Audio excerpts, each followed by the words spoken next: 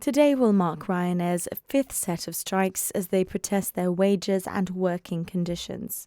Although the airline has said strike action will only affect 1% of its European flights, disruption is expected.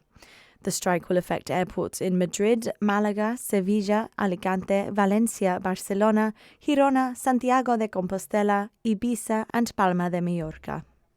Ryanair's strike will end on Wednesday. However, EasyJet's industrial action in Spain will then commence. Cancellations and disruption to EasyJet flights are expected between Thursday and Saturday. The airline staff in Spain is also striking due to a pay dispute. The strikes will take place against the backdrop of further airport-wide disruption due to staff shortages across Europe and in the UK. Heathrow has asked airlines to reduce flights as it can't cope with demand in the airport, and refuelling staff at the UK's busiest airport were on strike last week. We were trying to get back to Gibraltar from the UK.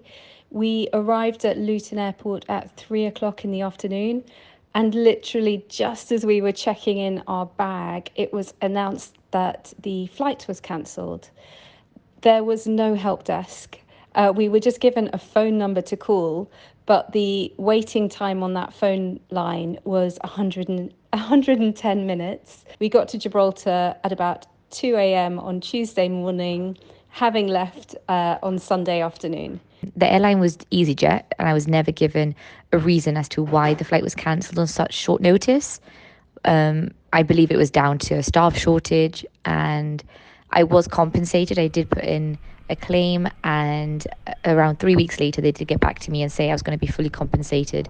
I was one of the fortunate ones that had accommodation that evening, so I didn't have to book any hotels, or I wasn't very much put out. What I did have to do was travel the next day to a different airport in a different country.